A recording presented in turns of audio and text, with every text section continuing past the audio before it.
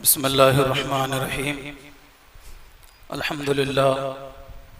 अल्हम्दुलिल्लाह कफ़ा व सलामुन अला इबादिहिल्लज़ीना इस्तफ़ा, अम्मा बाद फ़अऊज़ु बिल्लाहि मिनश शैतानिर्रजीम।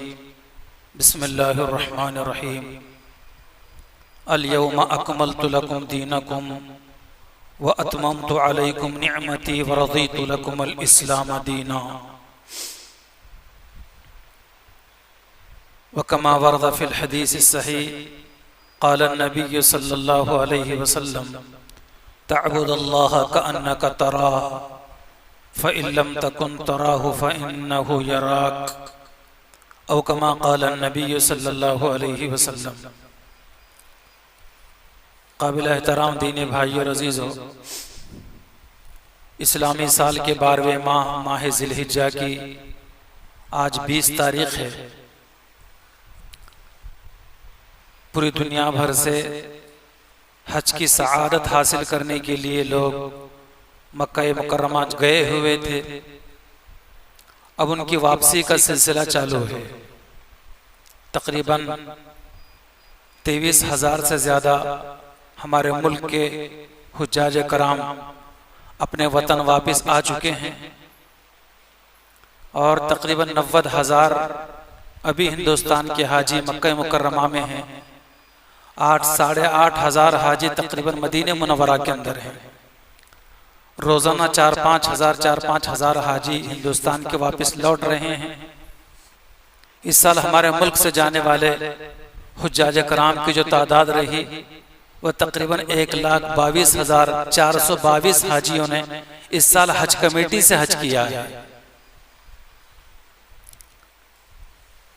माह ज़िलहिज्जा की 9 तारीख को यानी वहाँ के एतबार से 5 जून को और हमारे यहाँ के एतबार से 6 जून 2025 को तमाम आलम इस्लाम बल्कि पूरी दुनिया भर के आने वाले हाजी हजरात अरफात के मैदान में जमा रहते हैं और अरफात के मैदान में वक़ूफ़ करके हज का रुकन आज़म अदा करते हैं। और उस दिन या 9 ज़िलहिज्जा को वहाँ अरफात के मैदान के अंदर हुज़ूर पाक अलैहिस्सलाम के मुबारक ज़माने से लेकर आज तक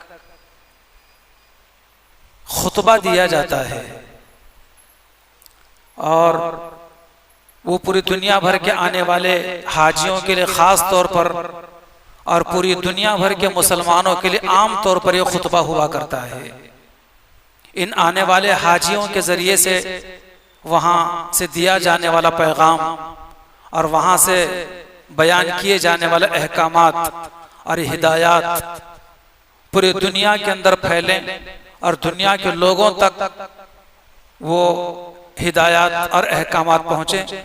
इस तरीक़े का वहाँ का एक अजीम खुतबा होता है। हर साल अलग अलग खुतबा देने वाले मौजूद होते हैं, लेकिन इस मरतबा 2025 के अंदर अरफात के मैदान में मस्जिद निमरा के अंदर जो इन्होंने खुतबा दिया है वो मस्जिद हराम के इमाम व खतीब यानी काबे के इमाम व खतीब शेख सालेह बिन अब्दुल्ला अल हमीद ने जो है खुतबा दिया है। बड़ा जामे तरीन खुतबा है। मैं चाहता हूँ कि आज के जुमा के अंदर मैं वही खुतबा सुनाऊँ। शेख सालेह बिन अब्दुल्ला अल हमीद ने जो खुतबा दिया है, चूँकि खुतबा अरबी के अंदर होता है, आम तौर पर लोग अरबी नहीं समझ पाते। बहुत कम तादाद लोगों की ऐसी होती है जो अरब मुल्कों ही के लोग उस खुतबे को समझते हैं। लेकिन पिछले चंद बरसों से जो है मस्जिद निमरा के खतीब का खुतबा दुनिया के मुख्तलिफ जुबानों में नश्र किया जा रहा है और इस मरतबा 2025 के अंदर शेख सालेह बिन अब्दुल्ला अल हमीद का जो खुतबा अरफात के मैदान का मस्जिद के निमरा से दिया हुआ खुतबा जो है दुनिया की तकरीबन 35 जुबानों में नश्र किया गया था। दुनिया की 35 जुबानों में, ताकि पूरी दुनिया के लोग भी इसको समझ सकें, इसके मुताबिक अमल करके दुनिया व आखिरत में सुरखरुई हासिल कर सकें। और ख़ास तौर पर पूरे आलम इस्लाम बल्कि दुनिया भर से आने वाले लोग अरफात के मैदान में इन हिदायत को, इन अहकामात को सुनकर उसके मुताबिक अमल करने वाले बन जाएं। ऐसा जामे तरीन खुतबा अरफात के मैदान में मस्जिद निमरा से दिया जाता है।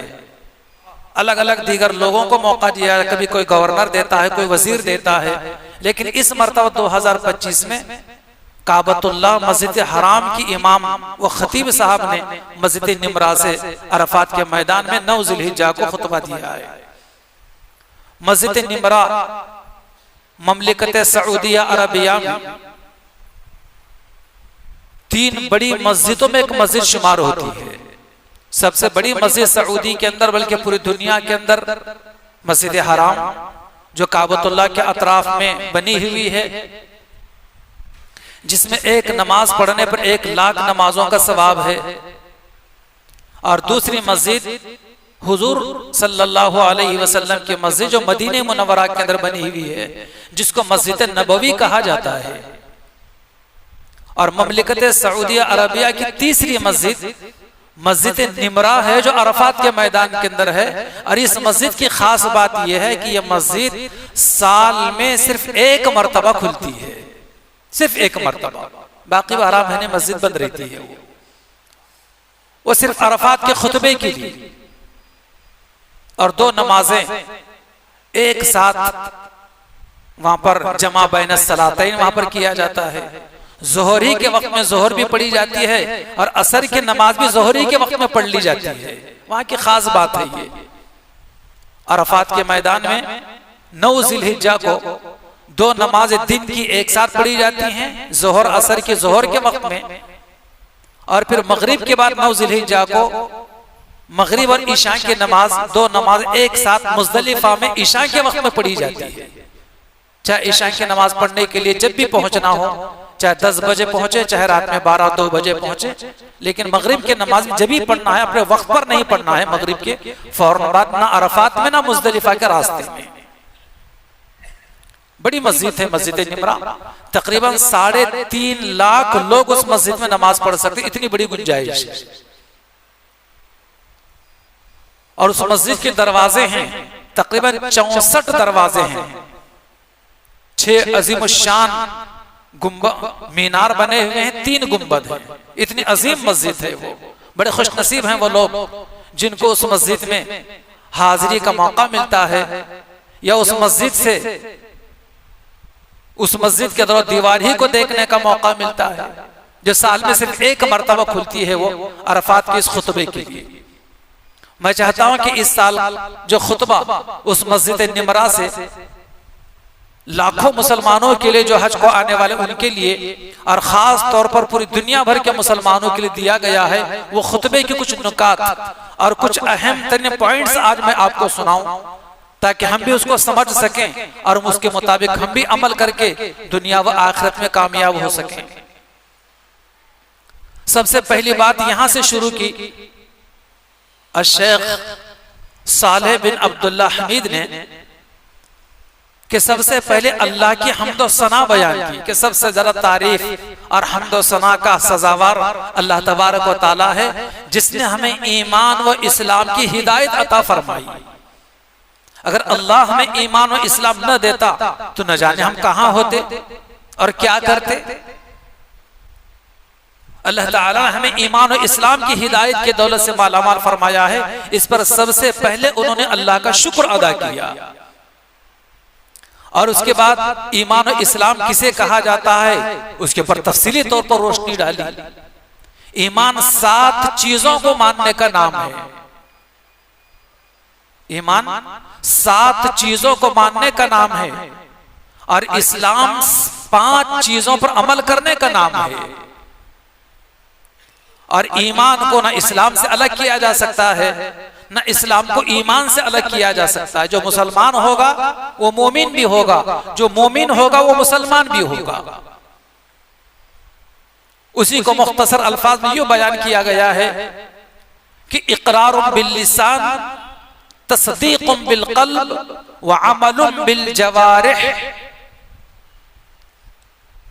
कि ईमान और इस्लाम नाम है जुबान से इकरार करने का, और दूसरा यह है कि दिल से तस्दीक करने का, और तीसरा यह है कि अपने बदन की आज़ा से शरीयत और सुन्नत जो बयान की गई है उसके मुताबिक अमल करने का। इक़रारुम बिल लिसान, तस्दीकुम बिल क़ल्ब, अमलुम बिल जवारिह। जुबान से इकरार करना, दिल से तस्दीक करना और अपने बदन के आज़ाद से दीन और इस्लाम के ऊपर अमल करना। ये दीन है, ये इस्लाम है, जिसके ऊपर अमल करके लोगों तुम दुनिया व आखिरत की सुरखरुई हासिल करो। 7 चीजें जिसको ईमान मुफस्सल में बयान किया गया है। आमन्तु बिल्लाहि व मलाइकतिही व कुतुबिही व रुसुलिही वल यौमिल आखिरी वल क़द्रि खैरिही व शर्रिही मिनल्लाहि तआला वल बअस बअदल मौत। इन 7 चीजों को दिलो जान से मानना ये ईमान है। सबसे पहली से अल्लाह को मानना, दूसरे फरिश्तों को मानना, तीसरे अल्लाह की किताबों को मानना, चौथी अल्लाह के पैगंबरों को मानना, और 5वें यह है कि तकदीर को मानना, 6ठे यह है कि क़यामत के दिन को मानना, और 7वें यह है कि मरने के बाद दोबारा जिंदा होने को मानना। कि ये सातों की सातों चीजें अपनी जगह पर बिल्कुल सच्ची हैं। इसमें शको शुबा कायम करना या शको शुबा पैदा करना अपने ईमान को खराब करना है। इन 7 चीजों में कभी भी हमें शक नहीं होना चाहिए। अल्लाह के एक होने में, अल्लाह के नूरानी मखलूक फरिश्तों के ताल्लुक से, अगरचे कि हमें नजर नहीं आते। और तीसरी अल्लाह की किताबें, बेशुमार किताबें आई हैं, मशहूर व मारूफ 4 किताबें हैं। और पैगंबर हजरत आदम अलैहिस्सलाम से लेकर हमारे नबी अलैहिस्सलाम तक 1,24,000 पैगंबर दुनिया में आए।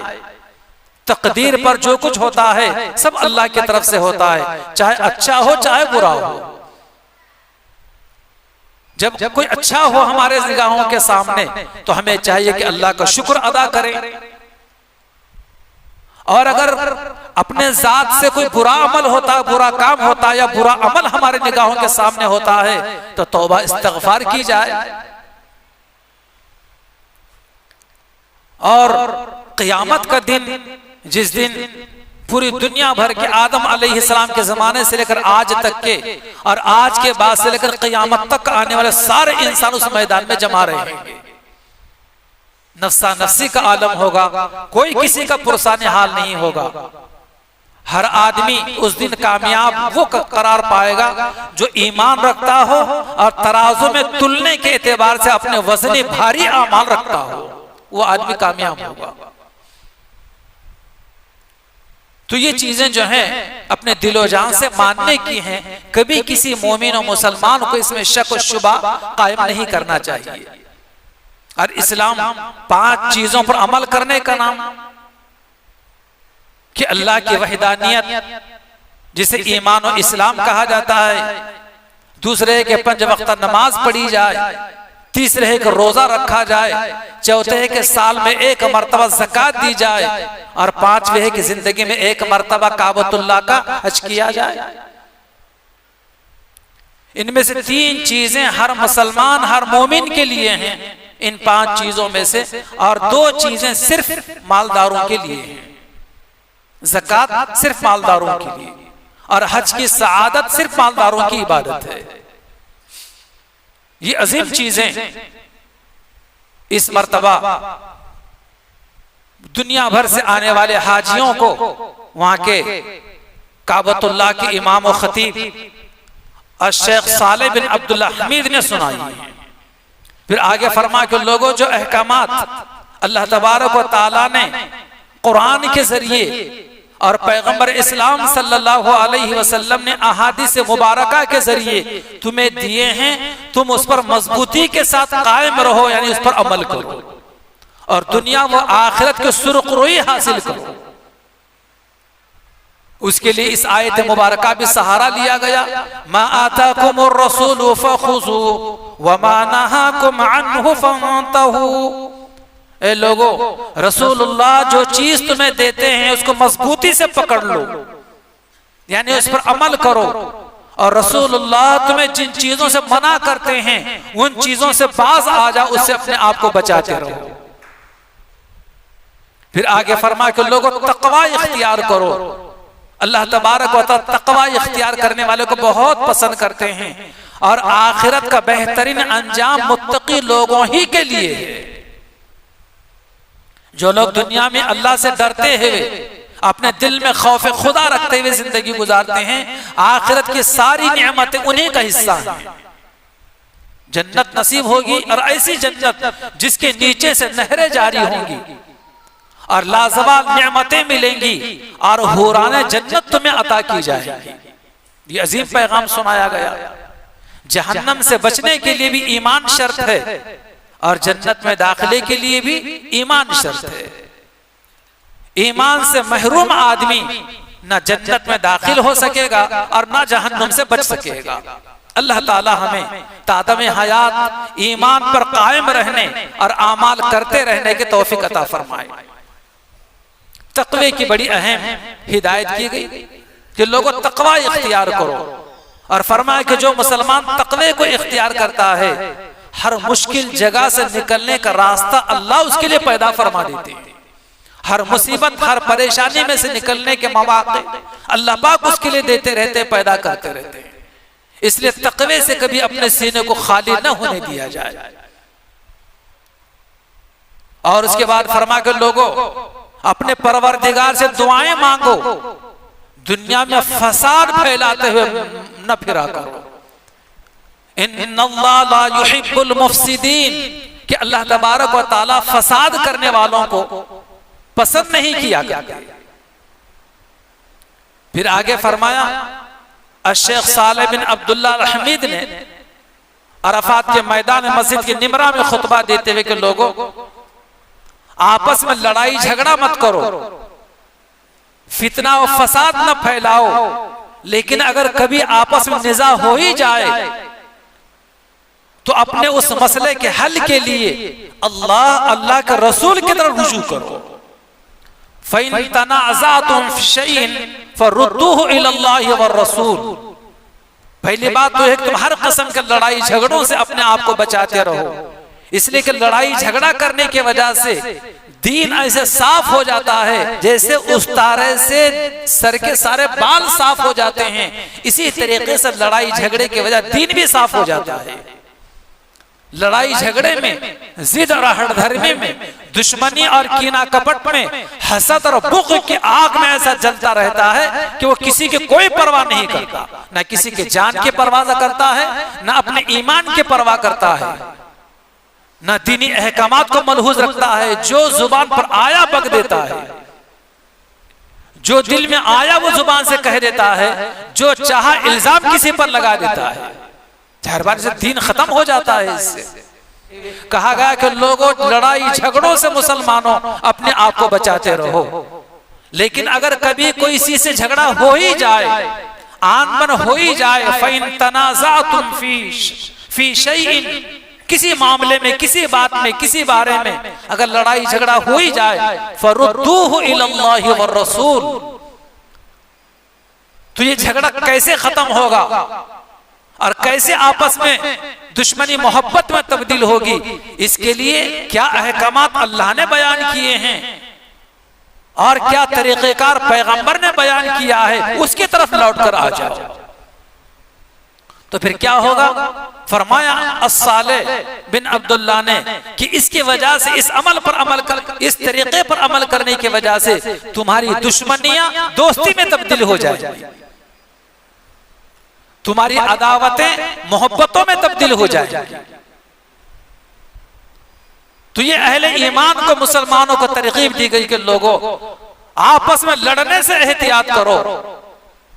कोई छोटी मोटी बातें पड़ोसी से दूसरे पड़ोसी को होती रहती हैं तो नजरअंदाज कर दिया करो, लेकिन अगर कभी कोई बात हो ही जाए ऐसी जो झगड़े की बुनियाद बन जाए और झगड़ा कायम हो जाए, जिसकी वजह से हाथापाई की नौबत आ जाए या बहस और मुबाहिसे की नौबत आ जाए, तो लोगों जल्दी से भी इस मसले का हल क्या है कुरान में और अहादीस मुबारका में, उसकी तरफ लौट कर आ जाओ।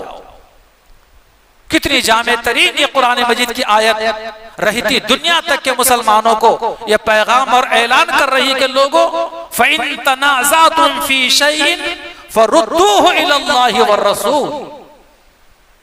खुदा करे कि इस हिदायत पैगाम पर हम भी अमल करने वाले बने। और साथ ही साथ शेख सालेह बिन अब्दुल्ला हमीद ने मस्जिद निमरा में खुतबा देते इस आयत मुबारका को भी दोहराया और तिलावत करने की सआदत हासिल की कि लोगों अल यौम अकमलतु लकुम दीनकुम व अतममतु अलैकुम निअमती व रज़ीतु लकुम अल इस्लाम दीना। और कहा कि लोगों मैं जो आयत तिलावत कर रहा हूं तुम्हारे सामने, ये आयत मुबारका इसी जगह पर नाजिल हुई है, यानी जहां से वो खुतबा दे रहे थे आज से 1436 साल पहले हमारे नबी सल्लल्लाहु अलैहि वसल्लम ने भी उसी जगह पर खड़े होकर, बल्कि ऊंट पर सवार होकर ताकि हुजूर सबको नजर आए, खुतबा दे रहे थे। खुतबे के दौरान ही इस आयत मुबारका का नुज़ूल हुआ है। इस मर्तबा के खतीब साहब ने लोगों से कहा कि लोगों जो मैं आयत मुबारका तुम्हारे सामने तिलावत कर रहा हूं, ये आयत मुबारका हमारे नबी पर इसी जगह नाजिल हुई है। और इस आयत मुबारका में अल्लाह तबारक व तआला ने यह बयान फरमा कि लोगों मैंने आज के दिन तुम्हारे दीन को तुम्हारे लिए मुकम्मल कर दिया है। अल यौम अकमलतु लकुम दीनकुम, कि तुम्हारा दीन एक कामिल और मुकम्मल दीन है। तुम मुसलमान होते हुए तुमको दाएं बाएं झांकने की जरूरत नहीं है और अपना मजहब छोड़कर दूसरों के मजहबी रसूमात को अदा करने की जरूरत नहीं है, बल्कि तुम्हारा मजहब एक कामिल और मुकम्मल मजहब है जिसका नाम दीनो इस्लाम रखा गया है। उसी दीनो इस्लाम पर मुकम्मल तौर पर तुम अमल करके अल्लाह की खुशनुदी और अल्लाह की रिजा हासिल करके आखिरत की नेमतों मालामाल होने की कोशिश करो। अल यौम अकमलतु लकुम दीनकुम, के लोगों आज के दिन तुम्हारा दीन तुम्हारे लिए मुकम्मल कर दिया गया है। व अतममतु अलैकुम निअमती, और मैंने अपनी नेमतें भी तुम्हारे ऊपर मुकम्मल कर दी हैं। व रज़ीतु लकुमुल इस्लाम दीना, और मैं इस बात से तुमसे राजी हो चुका हूं तुम्हारा मजहब जो है वो दीनो इस्लाम है। तुम मुसलमान हो, तुम्हारा मजहब इस्लाम है, इस बात पर मैं तुमसे राजी हूं। कितने मुसलमान ऐसे हैं जो मुसलमान होते हुए अपने जिंदगी में मुतअद्दिद मर्तबा मुख्तलिफ मौके पर गैरों के मजहबी रसूमात को अदा करते हैं, जिसकी दीन इस्लाम में कोई गुंजाइश नहीं होती। बच्चे की पैदाइश का मौका होता है या किसी के इंतकाल का मरहला होता है, किसी के दफन करने का मौका होता है, शादी बियाह का मौका होता है, इसमें तकरीबन जो है दीगर मजहबों की जो है रसूमात अदा करने की कोशिश की जाती है। हालांकि याद रखना, बर्थडे जो आजकल एक आम रिवाज मुसलमानों में होता चला जा रहा है, 50 साल का हो गया है तो भी बर्थडे मना रहा है, सर में सफेदी आके अपने बच्चों के सामने अपना बर्थडे मना रहा है।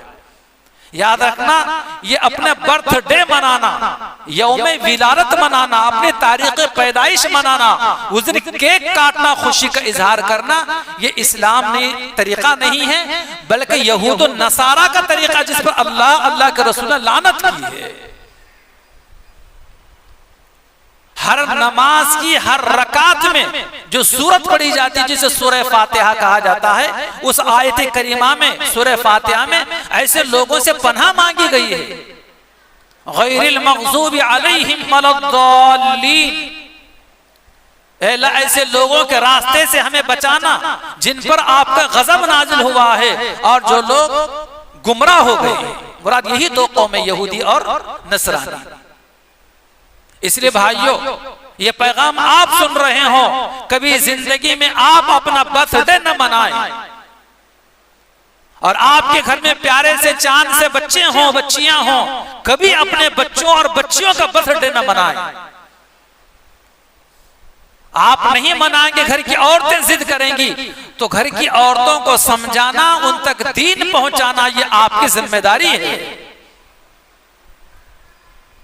तो ये गैर मुस्लिमों के तरीके बहुत सारे जो इस्लाम में आ गए हैं, उससे मुसलमानों को बचने की जरूरत है। इसी तरीके से इमसाल 2025 के अरफात के मस्जिद निमरा से दिए जाने वाले खुतबे में यह बात भी खास तौर पर कही गई है कि लोगों नमाज का एहतमाम करो। और इस आयत मुबारका को तिलावत करके सारे हाजियों को बतलाया गया, हाफिजु अला सलात, पांचों नमाजों की हिफाजत करो। नमाजों की हिफाजत करने का मतलब कि नमाज को पाबंदी से पढ़ो, वस्सलातिल उस्ता, लेकिन 5 नमाजों बीच की नमाज खास तौर पर पढ़ो। क्या मुराद है बीच की नमाज से? बीच की नमाज से मुराद असर की नमाज है। बीच की नमाज से मुराद असर की नमाज है। असर के बाद 2 नमाजें हैं, मगरिब और ईशा, और असर की नमाज से पहले 2 नमाजें ज़ोहर और फजर की नमाज।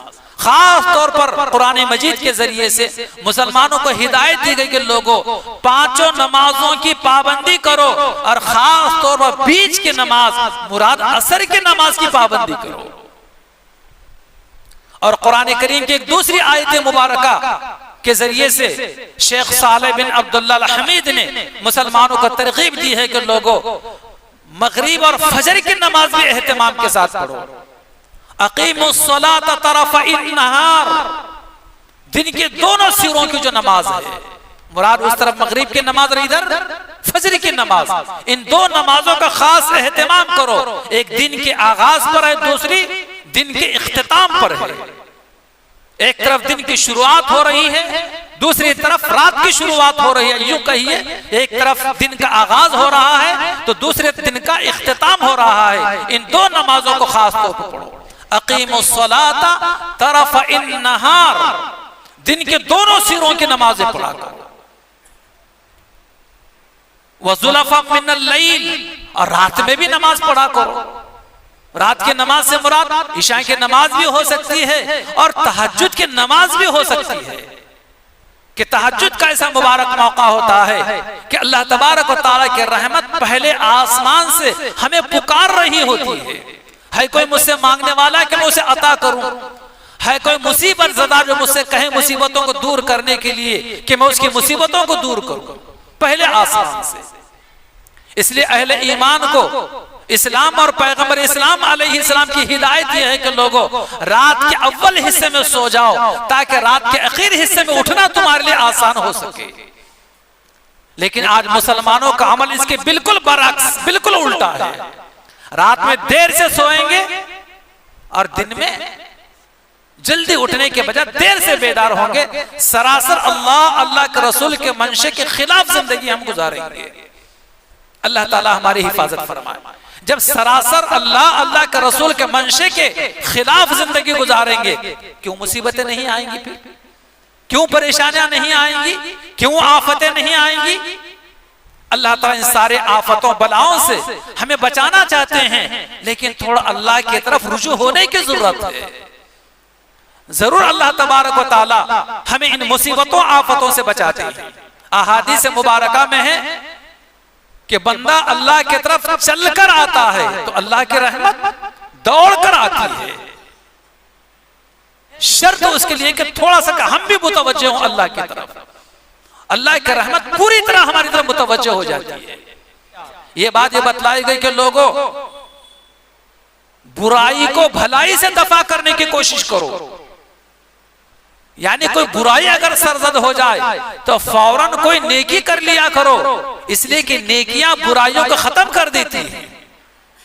अहादीस मुबारका में जब कोई तुमसे गुनाह हो जाए, कोई बुराई हो जाए, फौरन कोई नेक अमल कर लिया करो। इस नेक अमल की बरकत से वो गुनाह और वो बुराई खत्म हो जाती है। ज़ालिका ज़िक्रा लिज़्ज़ाकिरीन, फरमा कि ये नसीहत है नसीहत मानने वालों के लिए। अल्लाह ताला नसीहतों को मानने वाला हमें बनाए। मोहतरम बुजुर्गों और दोस्तों, कितनी नसीहतें मुख्तलिफ अंदाज में कुरान के जरिए से, अहादीस मुबारका के जरिए से ईमान वालों को की गई है। और इस मर्तबा ये जो खुतबा अरफात के मैदान में दिया गया है, हुज्जाज कराम के ज़िमन में पूरी दुनिया भर के मुसलमानों के लिए है। साथ में रोजे के ताल्लुक से बात कही गई, फिर ज़कात के ताल्लुक से भी बात कही गई, और हज की अजमत और फजीलत को भी हुज्जाज कराम के सामने बतलाया गया कि कितने खुश नसीब हो तुम लोग कि अल्लाह तबारक व तआला तुम सबको आज अरफात के मैदान में जमा होने की सआदत बख्शी है। तो इस ज़िमन के अंदर के इस मर्तबा चूंकि हुज्जाज कराम के काफिले दयार हरम से अपने अपने वतन वापस लौट रहे हैं और इस मर्तबा अरफात के मैदान में तमाम हुज्जाज कराम के दरमियान दिया जाने वाला मस्जिद निमरा से वो अजीम खुतबा जो तकरीबन दुनिया के 35 जुबानों में नश्र किया गया है और उसी 35 जुबानों के जानने वाले लोगों ने सुना है। उन 35 जुबानों में हमारी बोली जाने वाली एक जुबान उर्दू को भी उसमें जगह मिली है।